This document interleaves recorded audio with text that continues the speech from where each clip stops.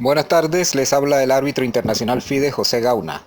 Vamos a dar inicio en esta oportunidad al nivel 2 del seminario para árbitros de ajedrez regional que comenzamos una semana atrás con el nivel 1. Primeramente vamos a darle la bienvenida a todos los oyentes y participantes de este seminario, donde se encuentran personas aspirantes a conformar las listas de árbitros o aquellas personas que quieren obtener títulos para árbitros dentro de sus respectivas jerarquías.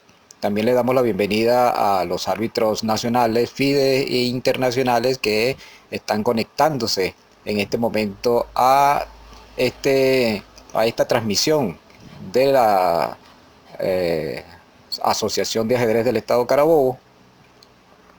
Y en esta oportunidad vamos a seguir instruyendo sobre la conformación tanto técnica como administrativa que tienen las leyes del ajedrez FIDE, sobre todo en esa búsqueda de crear árbitros para la disciplina. En el seminario anterior, en el nivel 1, estuvimos viendo ciertos aspectos conformativos y formativos del árbitro de ajedrez que nos dieron una idea, nos establecieron una idea dialéctica sobre los árbitros de ajedrez, su forma de ser, su forma de actuar y sobre todo las pautas que deben perseguir los árbitros de todo tipo dentro de las competencias ajedrecísticas.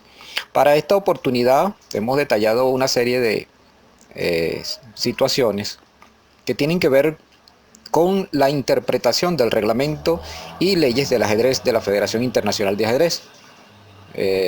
Indudablemente estamos pasando por una serie de circuitos o situaciones que llevan constantemente a la renovación de estas leyes o a la búsqueda de nuevas situaciones reglamentarias o aquellas que soportan no solamente las funciones del árbitro, sino las funciones de los jugadores y la interpretación que se le deben dar a las pautas ajedrecísticas, tanto en su forma como en su contenido. Las leyes del ajedrez FIDES fueron homologadas y promulgadas hace ya cierto tiempo. Estamos hablando del año 1974, cuando se le dio conformidad a toda esa serie de reglamentaciones que venían en boga en ese momento, pero que indudablemente formaban parte más de una especie de anarquía o de forma muy personalista de ver las leyes o las pautas que deberían regir la disciplina ajedrecística.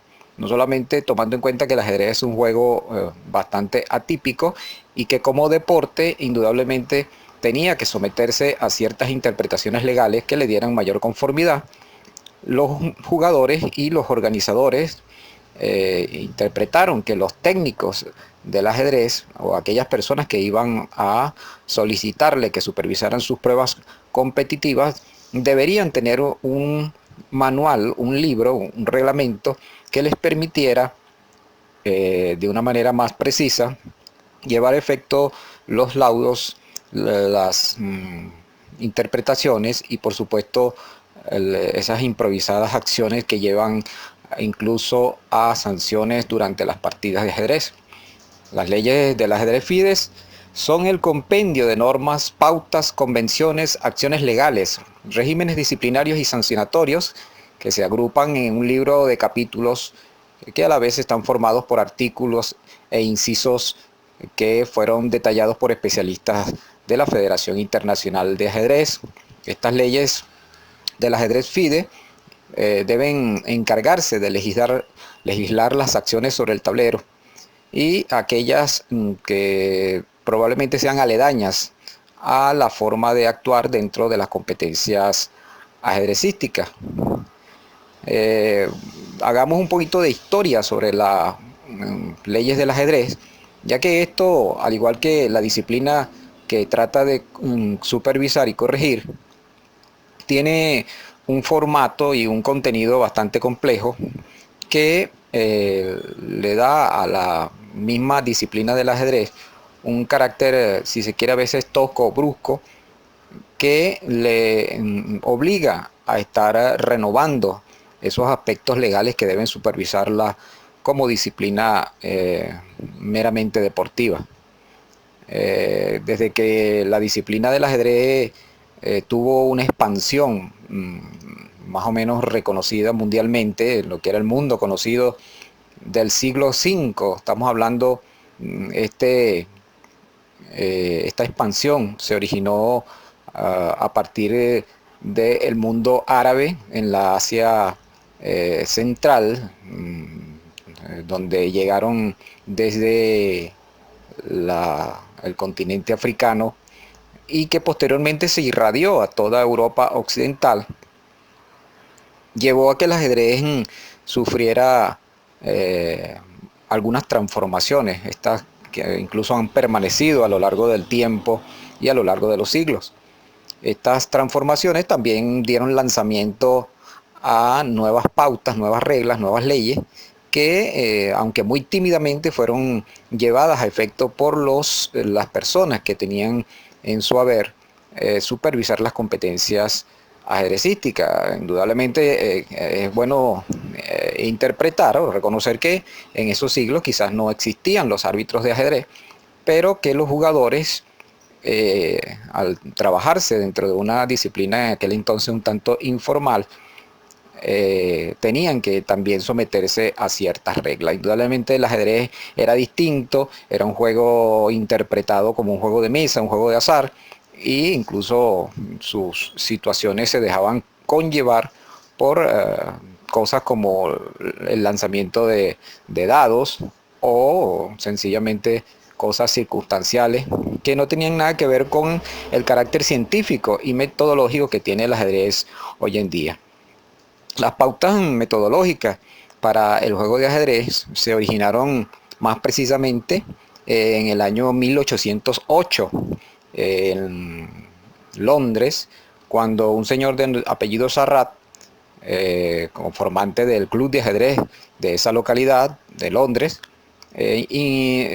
creó unas pautas o unas normas que representaron las primeras reglas territoriales para el soporte del juego del ajedrez. Luego, posteriormente, en el siglo XIX, específicamente en 1847, el reconocido jugador y organizador Howard Stoughton publica una serie de normas y de pautas que tratan de regular las acciones sobre el juego. Ya en 1850 aparece un libro llamado Règles de jeu de chess, que trata también de acoplar ciertas normas para esta disciplina. El primer torneo de ajedrez internacional que se celebró en Londres, precisamente en 1851, estuvo diseñado bajo las pautas de un reglamento que lo promueve o que lo promovió el Club de Ajedrez de Londres, y que no tuvieron mucho que ver con las reglas que aparecieron en ese 1847 y 1850 promovido por el jugador Howard Stoughton. Howard Stoughton trata de legalizar sus reglamentos y los lleva a los torneos europeos y americanos, y estos lo acogen desde 1860, cuando él publica su famoso libro Chess Praxis o Práctica del Ajedrez. No obstante, ante la diversidad de criterios y casi estado anárquico que se sobrellevaba en aquel entonces con respecto a las normas, donde había muchas particularidades e individualidades en el supuesto de acometer normas para la disciplina, y que los organizadores indudablemente tenían diferentes tipos de interpretaciones de las normas, se trató a través del reglamento de Stoughton de hacer un criterio único para la disciplina. En 1887, el Manhattan Chess Club de Nueva York, uno de los más famosos clubes de ajedrez de todo el mundo y más históricos, obtiene los derechos mercantiles, si se puede decir así, o comerciales, de estas reglas del ajedrez y empieza a promulgarlos, a incrustarlos en la actividad ajedrecística de Estados Unidos. De allí pasa a Europa, como reconocido legalmente en el ámbito administrativo y legal, y en Gran Bretaña se asume también estas, estos derechos del Club de Ajedrez de Manhattan y empiezan a utilizar el mismo código, pues un famoso semanario, un libro de nombre que se llamaba American Chess Code. También los británicos acogieron estas normas que la gente de Nueva York ya había tomado sus derechos en el año 1887. En 1895, siguiendo con este proceso histórico de las normas del ajedrez, hay un personaje que se llama el doctor J. Müller de Brock, que crea la primera organización para torneos basados en un sistema que se llamaría el sistema suizo de torneos. Este ha sido uno de los aportes más importantes que se le ha hecho a las actividades, no solamente del ajedrez, porque el sistema suizo se utiliza también en otras disciplinas, pero fue para el ajedrez precisamente donde se incursionó en 1895 con este sistema de torneos e incluso sistema de emparejamiento, tomando en cuenta que este se originó de la necesidad de reunir en un mismo evento a una gran cantidad de participantes. Ya en 1924, nuevamente en la ciudad de París, se acontece un hecho muy representativo al lograrse fundar la Federación Internacional de Ajedrez. Y allí se dio inicio a un conversatorio donde la máxima prioridad de esos participantes fue discutir los sistemas de reglas que deberían darle con institucionalidad y valor técnico a la disciplina, sobre todo partiendo del hecho de que la organización recién creada sería la encargada de regir el deporte universal del ajedrez. En 1925 la FIDE conforma un requisito de mayor importancia, de mayor legalidad, y se decide a unificar las leyes del deporte ajedrecístico, recopilando de todo el mundo toda esa serie de semblanzas y todas aquellas pautas que ya anteriormente habían sido creadas, y por supuesto tomando en cuenta la estructura misma del juego en forma y contenido, crea un tratado o redacta en primera instancia un tratado o libro generalizado que se publicó en el idioma francés. Estamos hablando de comienzos de ese siglo de 1900, donde el acontecimiento más importante fue la creación de la Federación Internacional de Ajedrez, que nace en Francia. Las reglamentaciones y leyes rectoras del ajedrez, por supuesto, fueron evolucionando, demarcándose, discutiéndose y renovándose constantemente, y se crearon los congresos de la FIDE. Cabe recalcar que paralelamente en el continente americano se seguían desarrollando las actividades ajedrecísticas en la Asociación de Ajedrez de Norteamérica, la llamada USSF, y indudablemente ellos tenían sus pautas para corregir o supervisar los eventos del ajedrez, mientras la FIDE seguía creciendo y seguía renovando estas mismas interpretaciones legales para cubrir incluso torneos de máxima envergadura como eran las Olimpiadas, que empezaban a nacer como eventos muy representativos, ya que se trataba de la aglomeración no solamente de jugadores, ni de clubes, ni de academias, sino de países dentro de un mismo evento deportivo del ajedrez.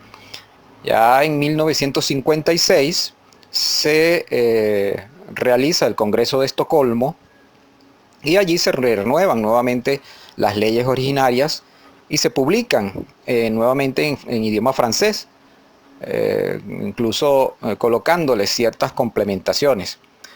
Sí, seguía entonces en el continente americano la USCF ese mismo año, en 1956, publicando en el Official Blue Book and Encyclopedia of Chess una invención de signos y símbolos para el ajedrez que ayudaba a la lectura de partidas. Esto tiene que ver con la anotación, por supuesto, del ajedrez, que nace allí en Estados Unidos. Esta novedad tuvo también la significación de que se publicó en varios idiomas, dándole aún mayor notoriedad y mayor relieve y mayor expansión a la disciplina del ajedrez como deporte de alto relieve. Durante la realización de la Olimpiada en La Habana, en el continente americano, precisamente en Cuba, en el año 1966, la Federación Internacional de Ajedrez publica su tercera edición de las leyes del ajedrez en FIDE, y esto nuevamente vuelve a representar un estilo de renovación y de contemplación de ciertas pautas que todavía o que aún no estaban escritas hasta ese momento.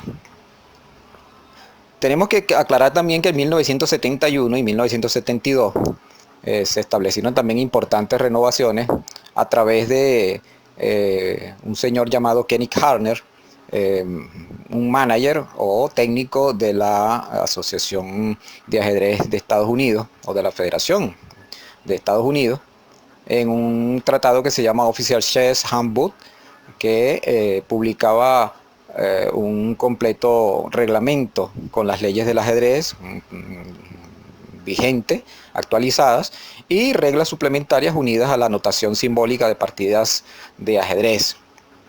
Este fue el primer paso para la creación de lo que posteriormente se llamaría en la Federación Internacional de Ajedrez su handbook o libro de manos. El manual de la FIDE, pues más claramente expresado en una redacción clara para el español y para el inglés, se llamaría el manual de la FIDE, que en 1972 lucharía también paralelamente contra otro libro que fue publicado que de nombre Official Chess Rule Book, que también presentaba las leyes del ajedrez FIDE, pero que complementaba con ciertos sistemas de anotación. También nos hablaba de los reglamentos sobre los relojes, que hasta este entonces no habían sido tomados muy en cuenta como preservadores o preservativos, valga la expresión, de la actividad de torneo. Y también aparecían en ese libro del Official Chess Rule Book reglas para la actuación de jugadores con deficiencia visual, así como también otro tipo de pautas que venían a coadyuvar al desarrollo de la disciplina. Se debe tener claro que la primera versión del ajedrez, de las leyes, pues del ajedrez FIDE, en idioma inglés, apareció en el Congreso de Niza, en el marco de la Olimpiada de Niza de 1974. En 1976, el Congreso de Haifa de la FIDE reconoció como oficial el uso de la notación algebraica.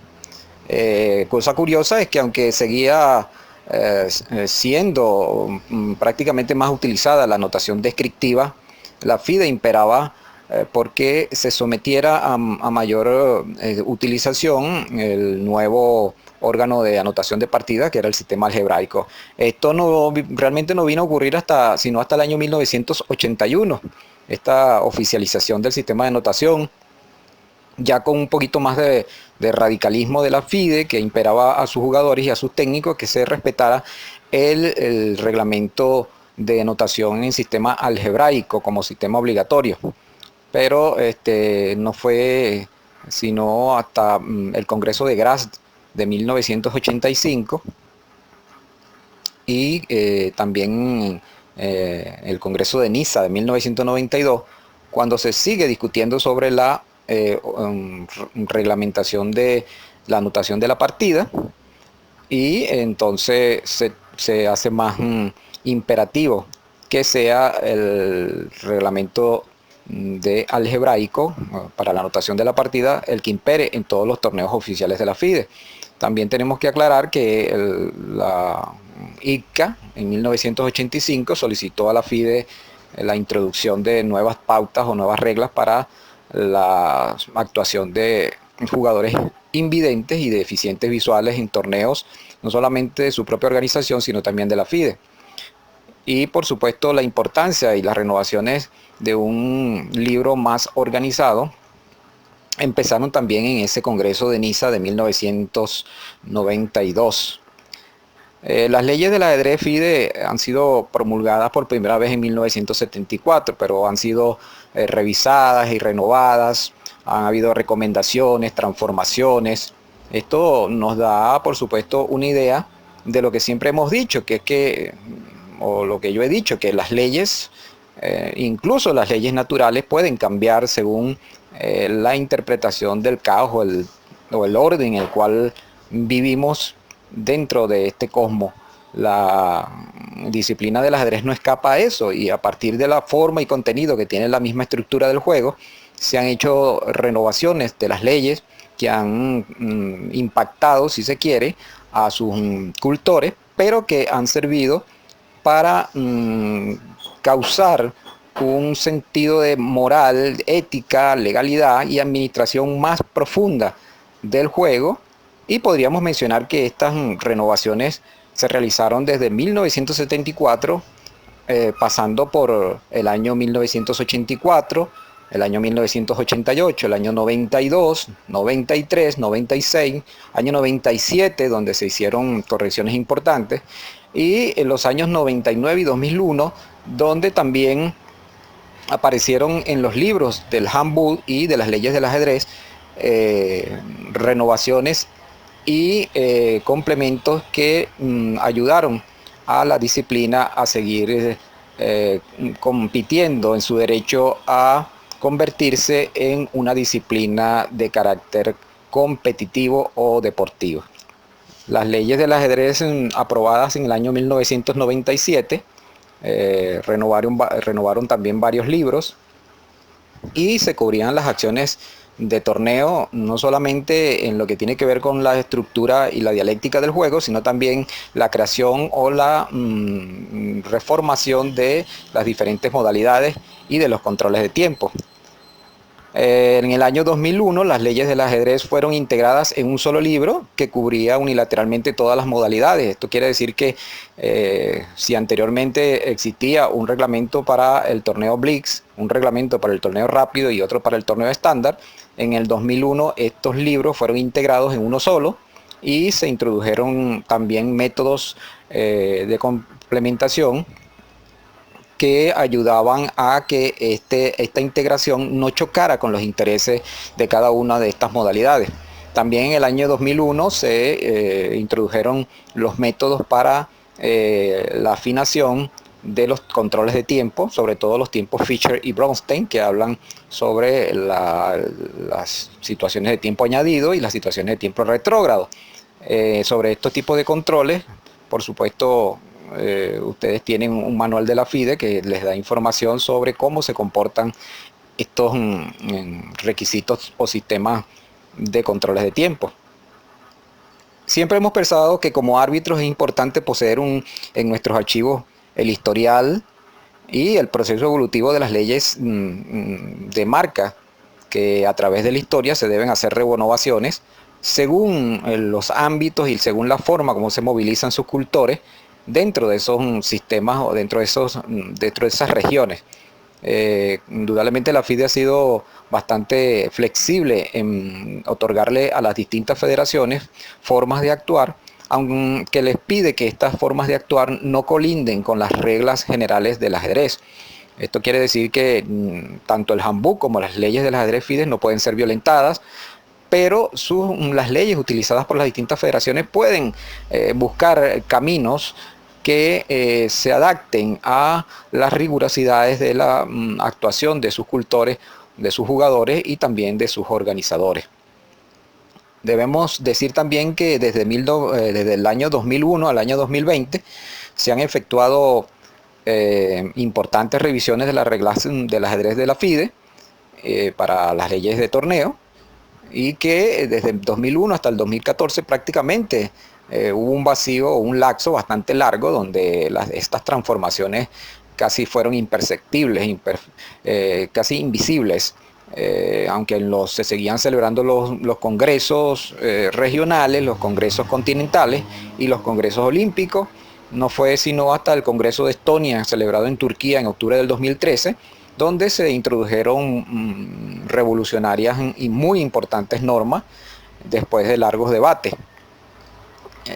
Las nuevas articulaciones o los nuevos métodos de interpretación de las leyes entraron en vigencia a partir del 1 de julio del 2014, donde incluso se celebraron importantes seminarios en todo el mundo. Yo tuve la oportunidad de participar en un seminario en Ecuador donde participaron alrededor de 16 árbitros internacionales y unos 4 lectures. También se tomó en cuenta muchos procesos, muchas preguntas que se hacían a partir de ciertos temas coyunturales que se presentaban en las partidas, pero que no fue sino hasta el 2018 cuando la FIDE, en la última Olimpiada celebrada, llevó a efecto un nuevo libro con nuevas renovaciones, y estas entraron en vigencia a partir del 1 de enero del 2018 hasta la fecha actual del 2020, donde todas esas pequeñas sutilezas y todas esas pequeñas situaciones que los árbitros estudian y observan diariamente le han dado como un sentido bastante complejo a la disciplina del ajedrez, sobre todo en las situaciones reglamentarias. Esas son las situaciones que se discuten más cotidianamente en los seminarios, en los chats, en los grupos de trabajo, en los grupos de WhatsApp de los árbitros regionales, nacionales, internacionales.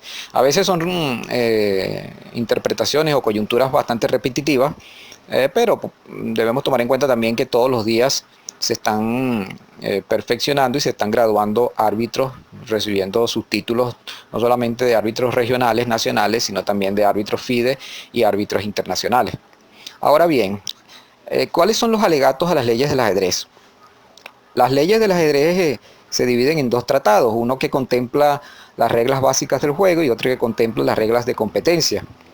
Las reglas básicas del juego son aquellas normas que nos hablan de la geometría, cantidad, propiedades, naturaleza y objetivo de los componentes materiales del juego. Esto quiere decir que ahí se contempla lo que tiene que ver con el tablero y las piezas,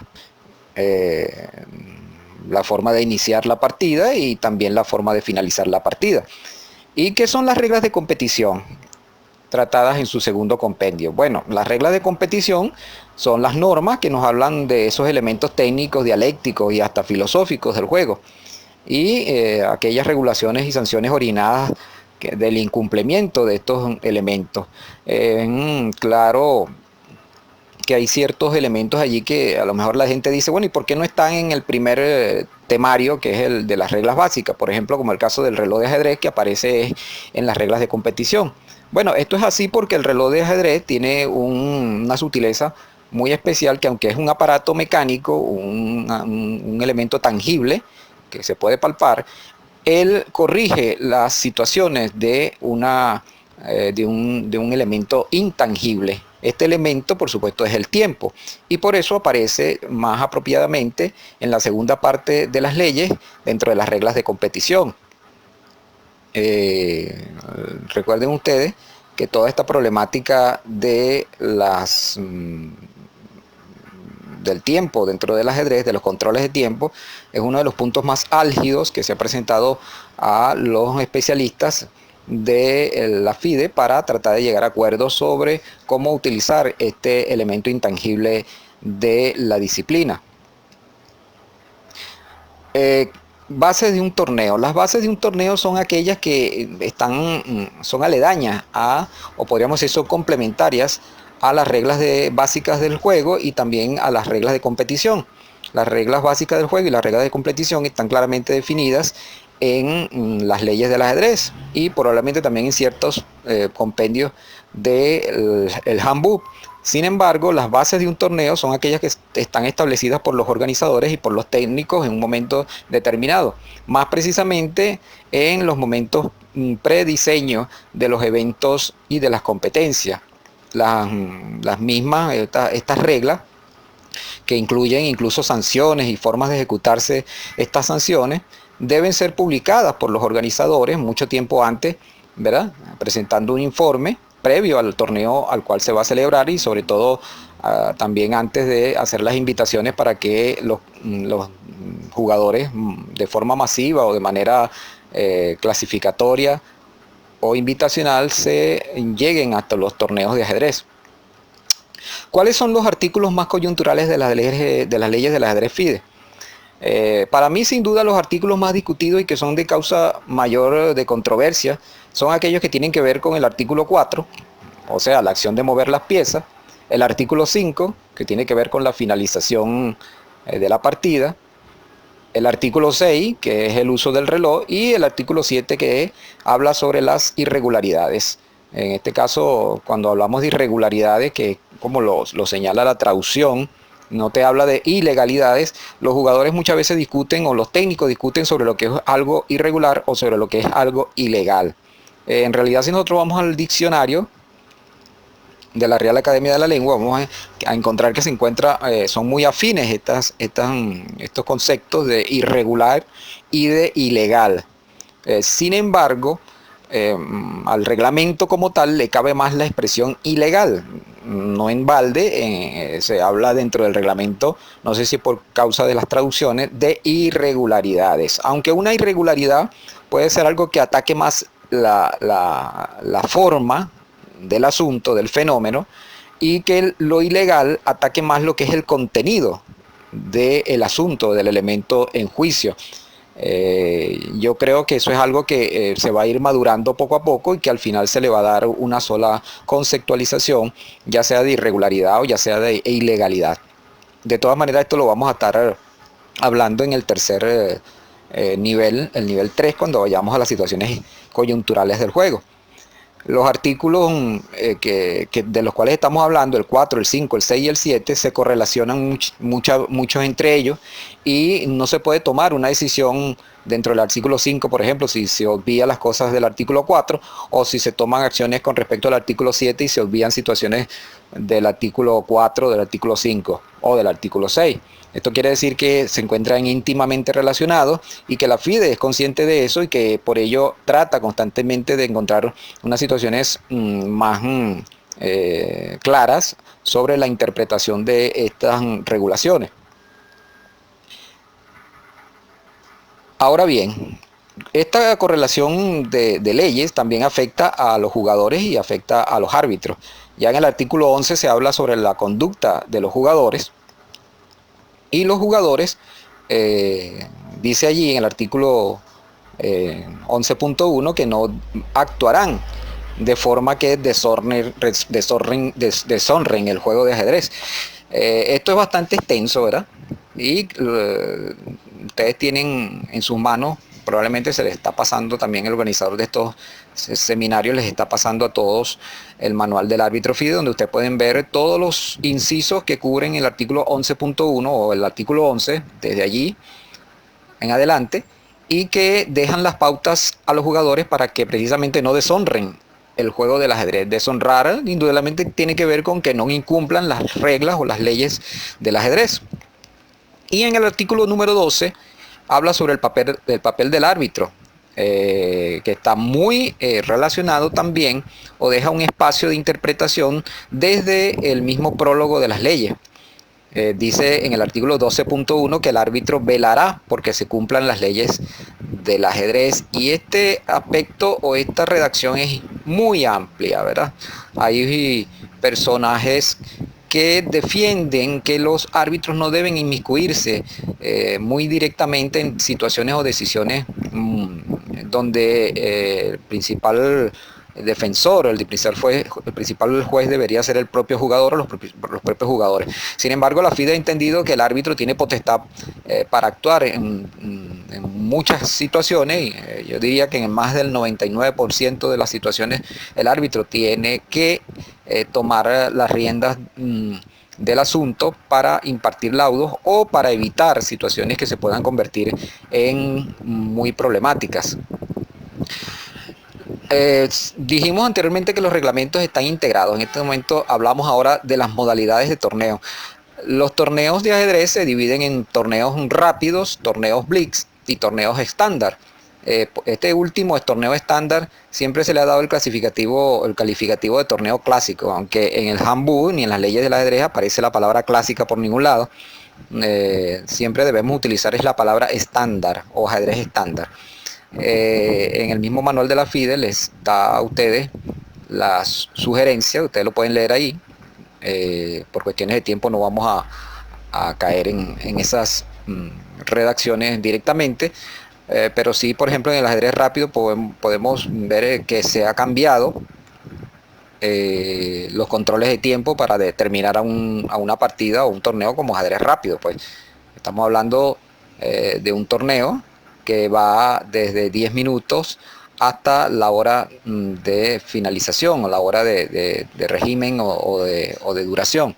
El torneo Blitz, que va hasta 10 minutos, y el torneo estándar, que va de 1 hora en adelante.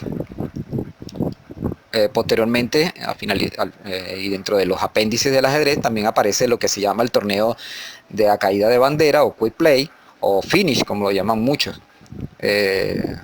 También esto lo vamos a tratar en el tercer seminario, en el tercer nivel de este seminario. Las reglas de competición también tienen sus normativas para ser aplicadas.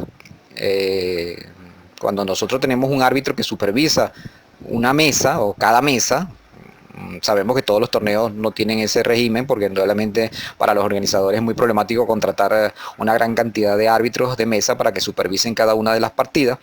La FIDE ha tomado como flexibilización de esta situación, ¿verdad?, que los árbitros puedan, o un solo árbitro pueda fiscalizar para que se tomen en cuenta las reglas de competición. No solamente un árbitro por cada mesa, sino también podría ser un árbitro por cada 3 mesas. Incluso espacios más flexibles hablan sobre la fiscalización de 20 o 25 jugadores por árbitro. El jugador que está en juego solicita a cada árbitro o a cada asistente, ¿verdad?, que muestres la planilla cada vez que hayan los apuros de tiempo y todo esto. Esto también forma parte de las reglas de competición. Y también cada partida debe estar siendo anotada, pues, para que se cumplan estas leyes o estas reglas de competición. Al no sucederse todo esto, las partidas pasan a formar parte de lo que es el artículo B4, y donde las partidas se regirán por las leyes del ajedrez rápido, ¿verdad? En sus artículos A2 y A4. Las bases de torneo, indudablemente aquellas que colocan los organizadores, deberán especificar si se aplica el artículo B3 o el artículo B4 durante la competición. ¿Cuáles son los tipos de torneos? Los sistemas round robin.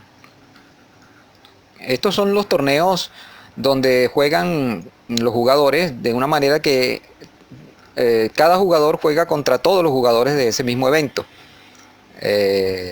Por lo tanto, las rondas se van a dar de una forma organizada mediante un pareo previo, y donde los jugadores, como he dicho anteriormente, se enfrentan todos contra todos.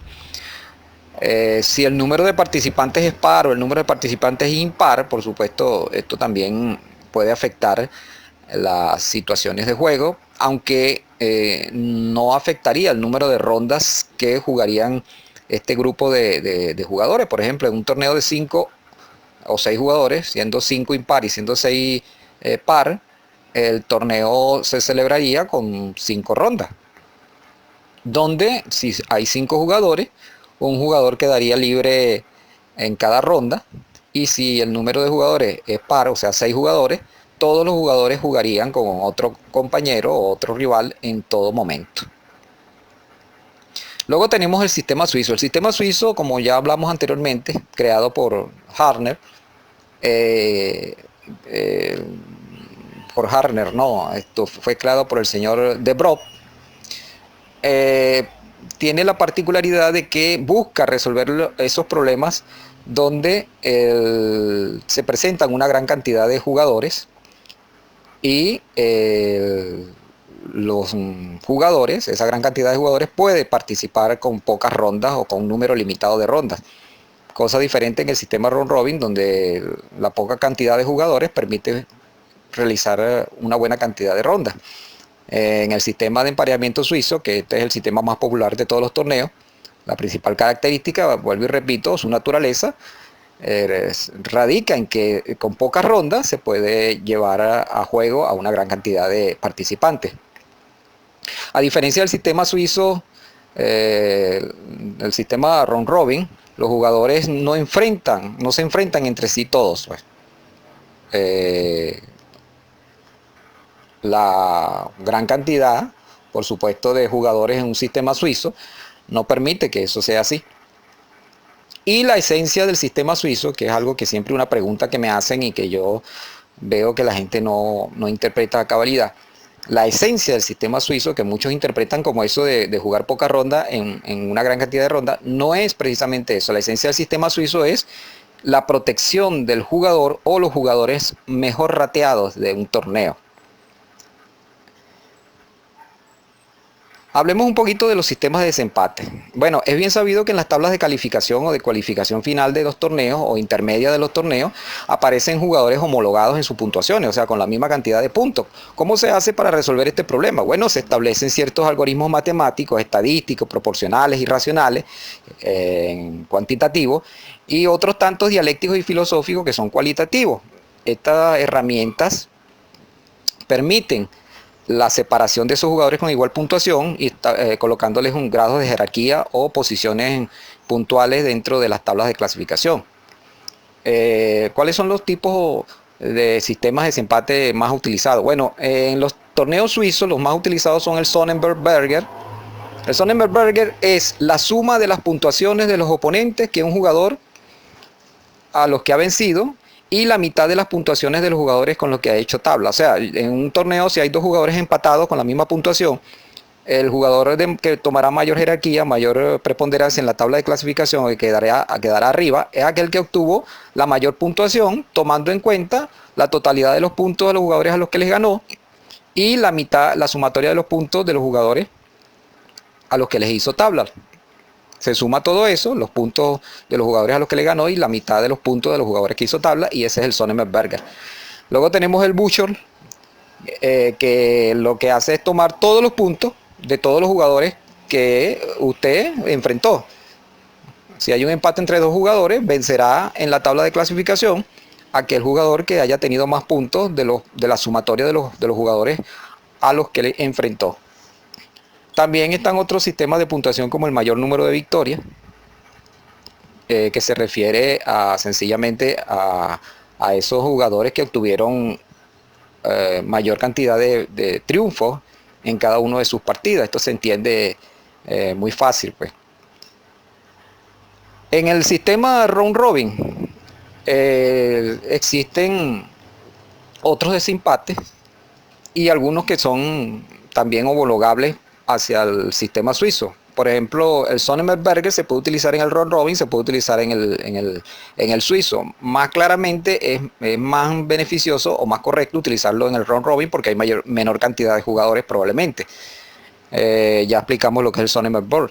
También está el sistema de enfrentamiento directo, o lo que llaman encuentro directo o match individual entre los jugadores. Esto quiere decir que ahí va a vencer el jugador que haya obtenido mejor resultado en el encuentro particular entre ambos jugadores.